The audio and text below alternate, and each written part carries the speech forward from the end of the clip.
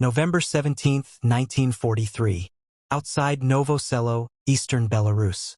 The T-34 medium tank lurches forward through knee-deep mud, its 500-horsepower diesel engine roaring against the frozen earth. Inside the cramped fighting compartment, Maria Oktyabrskaya grips the commander's periscope, her knuckles white against the cold metal. She's 41 years old, ancient by Red Army standards, but her eyes burn with something the young conscripts around her don't possess: personal fury. Panzer, 11 o'clock. Range 400 meters. The words tear from her throat as she spots the angular silhouette of a German Panzer IV emerging from the tree line. The Wehrmacht crew inside has no idea that the tank bearing down on them is commanded by a woman who personally purchased this machine with her own money. A woman who had every piece of her life stripped away. A woman who named her tank Boyevaya Podruga, fighting girlfriend. The loader slams a 76mm armor-piercing round into the breech. Maria's gunner, Yekaterina, tracks the target with mechanical precision. The German tank swivels its turret, searching. Fire! The cannon erupts. Inside the steel coffin, the blast is deafening, physically painful. The recoil rocks the entire vehicle backward. Through the acrid smoke and the narrow vision slit, Maria watches the German tank shudder. A direct hit to the frontal armor. The Panzer IV's track sees. Smoke pours from its engine deck. But there are more. Always more. 3 years earlier, Maria Oktyabrskaya's life existed in a different world entirely. She was a telephone operator in Tomsk, Siberia, married to a Red Army commissar named Ilya Oktyabrski. They had no children, but they had each other, and in Stalin's Soviet Union, that was wealth more precious than gold. Ilya was her everything. Her partner, her protector, her reason for enduring the brutal winters and the constant specter of political suspicion that hung over everyone in uniform. Maria wasn't content to simply wait at home. She learned to drive. She studied military equipment. When Ilya taught courses on small arms and tactics, she attended them, absorbing everything. The other officers' wives thought her strange, too masculine, too interested in matters of war. But Ilya encouraged her. If war comes, he told her one evening in their small apartment, the radio crackling with news from Europe, everyone will need to know how to fight. War came. June 22, 1941. Hitler's Operation Barbarossa smashed across the Soviet border with 3 million men, 3,600 tanks, and 2,700 aircraft. The Red Army, gutted by Stalin's purges and caught completely unprepared, disintegrated. Entire armies were encircled and annihilated within weeks. Ilya's regiment deployed immediately to the front near Kiev. The letters stopped coming in August. The official notification arrived in October. Killed in action near Kiev. Buried on the battlefield. 9 words that turned Maria's world into ash. She held that piece of paper in trembling hands and felt something inside her crystallize into steel. Grief became rage. Rage became purpose. By early 1943, Maria had sold everything. The furniture from their apartment. Her clothes. Ilya's books and personal effects. Everything except his military photograph, which she kept folded against her heart. 50,000 rubles. The price of a T-34 medium tank. She drafted a letter to the State Defense Committee. I have deposited my personal savings of 50,000 rubles to the state bank for the construction of a tank. She wrote in clear, forceful script. I want to name it Fighting Girlfriend and go to the front myself to drive it. Stalin himself approved her request personally. The Soviet press seized on the story. A widow's vengeance, a people's war, a tank purchased with a worker's savings. Perfect propaganda. But the State Defense Committee wanted more than symbolism. If Maria Oktyabrskaya was going to crew a tank, she would need to know how to fight in one. The other trainees, boys of 18 and 19, whispered and laughed behind their hands. Tank warfare was brutal, technical, and physically exhausting. The T-34 was a masterpiece of Soviet engineering. Sloped armor, excellent mobility, a powerful 76mm gun. It was also a nightmare to operate. The transmission required brutal force to shift. The interior was cramped, deafening, and filled with noxious fumes. Visibility was atrocious. Most crew members didn't survive their first 5 engagements. Maria didn't care about the odds. She learned every system, every gauge, every vulnerability. She memorized German tank silhouettes until she could identify a Panzer III from a Panzer IV at 800 meters through morning fog. She practiced gunnery until her shoulders ached from the recoil. When the instructors tried to fail her on technical grounds, she repeated the exercises until they had no choice but to pass her. In October 1943, Maria Oktyabrskaya arrived at the front. Her T-34, freshly painted with the words, "Fighting Girlfriend," in white Cyrillic letters, was waiting. The 26th Guards Tank Brigade received Maria with the same skepticism she'd encountered at Omsk. The brigade commander, Colonel Malinovsky, looked at her transfer papers and then at her face. Weathered, determined, aged beyond her years by grief. "You understand this isn't a parade ground," he said flatly. "Half my crews don't make it through their first week." "I didn't come here to survive," Maria replied. "I came here to kill fascists." Malinovsky assigned her a crew. The driver, Alexei, couldn't have been more than 19. The gunner, Yekaterina, was a collective farm girl from Kursk whose entire village had been burned by the Wehrmacht.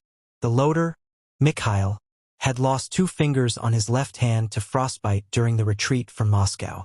The radio operator, Boris, barely spoke at all. They weren't friends. Not yet. But they would become something stronger than friends. They would become a crew. The first mission came on November 17th, the same day Maria would earn her reputation. The 26th Guards was tasked with supporting a rifle division's assault on German positions near Novo Selo, a smoking ruin that had changed hands 4 times in the past month. Intelligence reported a company of Panzers dug in along the western tree line, supported by anti-tank guns and infantry. "Stay in formation," Malinovsky ordered during the pre-dawn briefing. "Don't get separated. Don't try to be a hero. The moment you break formation, you're dead." Maria said nothing, but inside, something cold and sharp whispered, "I'm already dead. I died in Kiev with Ilya.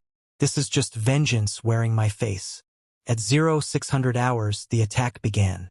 Artillery thundered across the frozen landscape, throwing up geysers of earth and snow. The T-34s rolled forward in a wedge formation, engines screaming, tracks churning through the mud. Maria stood in the commander's hatch, exposed from the chest up, ignoring the freezing wind and the distant crack of rifle fire. She needed to see. Inside the tank, you were blind. The Panzers opened fire at 400 meters. The first German shell screamed past Maria's head with a sound like ripping canvas, missing the turret by less than a meter. The concussion wave felt like a physical slap. She didn't flinch. Target left. Panzer IV behind the burned-out truck. Her voice cut through the intercom, steady despite the chaos. Alexei yanked the controls, and the T-34 pivoted with surprising agility. The tank to their right exploded in a pillar of flame as a German armor-piercing round found its ammunition storage. The crew never had time to scream. Yekaterina tracked the Panzer through her gun sight, compensating for range and movement. "Loaded!" Mikhail shouted. "Fire!" The 76mm gun roared. The Panzer IV's turret rang like a bell as the Soviet shell punched through its side armor. The German tank didn't explode, not immediately. It simply stopped, smoke pouring from every hatch. Its crew's death invisible but absolute. "Reverse! Reverse!" Maria screamed. The worst mistake a tank commander could make was to sit still. Alexei threw the transmission into reverse, and the T-34 lurched backward, tracks spraying mud. Another German shell impacted exactly where they'd been 3 seconds earlier, the explosion close enough that dirt rained down on Maria's helmet. The battlefield had become a meat grinder. Soviet infantry scrambled forward through the artillery-churned earth, only to be cut down by German machine gun fire. 2 more T-34s burned on the approach, their crews dead or dying. But the Soviet assault wasn't stopping. It never stopped. That was the terrible arithmetic of the Eastern Front. The Red Army had more men, more tanks, more bullets than the Wehrmacht could ever hope to destroy. They would drown the Germans in blood and steel until nothing remained. Maria spotted another panzer hull down behind an embankment, only its turret visible. A perfect defensive position. Gunner, 12 o'clock, 700 meters, hull down target. Before Yekaterina could respond, Maria saw the panzer's gun barrel stabilize. They were about to fire. No time. Driver, hard right. Now. The T-34 swerved. The German shell clipped their left track, sending sparks into the air but not disabling them. Maria's mind raced through the geometry of death. That panzer was too well positioned. A frontal assault would be suicide. But if she could flank it... Alexei, take us around through that depression. Use the terrain for cover. Yekaterina, be ready. We'll get one shot. The T-34 plunged into a shallow ravine, temporarily disappearing from the German gunner's line of sight. Maria's heart hammered against her ribs, but her hands remained steady. This was the moment, the knife's edge between life and death, where training and instinct merged into pure action. Alexei gunned the engine, the diesel roaring as they clawed up the opposite side of the ravine at an angle. They emerged 40 meters to the left of where the panzer expected them, catching the German crew completely off guard. Through her periscope, Maria saw the enemy turret begin its slow traverse toward them. Too slow. Fire! Yekaterina's shot caught the panzer on its thinner side armor. The penetration was catastrophic. The tank's ammunition detonated in a secondary explosion that blew its turret completely off the hull, sending it tumbling through the air like a child's toy. 3 kills in less than 10 minutes. But Maria barely registered the victory. Her eyes were already scanning for the next threat. A Panzer III was attempting to retreat through the tree line, its commander clearly recognizing the battle was lost. Driver, pursue. Don't let him reach cover. The T-34 surged forward, closing the distance rapidly. The German tank was older, slower, with thinner armor. It didn't stand a chance. Yekaterina put a round through its engine compartment at 200 meters, and the panzer ground to a halt, smoke billowing from its rear deck. The crew bailed out, running for the trees. Maria let them go. Dead men didn't require ammunition. By noon, the assault on Novo Selo was over. The Germans had withdrawn, leaving behind 8 destroyed panzers, dozens of burning vehicles, and hundreds of dead. The 26th Guards Tank Brigade had lost 11 T-34s, but they held the field. In the calculus of the Eastern Front, that counted as victory. Colonel Malinovsky found Maria after the battle, standing beside her tank while Mikhail and Boris patched holes in the armor with spare plates and welding equipment. Her face was black with smoke, her uniform soaked with sweat despite the freezing temperature. The white letters spelling "Fighting Girlfriend" were scorched and pitted with shrapnel, but still legible. 3 confirmed kills, Malinovsky said. For if we count the one your driver crushed under your tracks during the advance. Maria lit a cigarette with trembling hands, the first sign of emotion she'd shown all day. How many fascists does it take to equal one Soviet commissar? She asked quietly. Malinovsky didn't answer. There was no answer, but he understood. Over the following weeks, Maria Oktyabrskaya became a fixture of the 26th Guards Tank Brigade's assault operations. But she was not alone. The Soviet Union, bleeding from 1,000 wounds and desperate for every trained soldier, had shattered traditional barriers that kept women from combat roles. By 1943, nearly 1 million Soviet women served in the Red Army, and thousands of them crewed tanks. They came from every corner of the Soviet Union.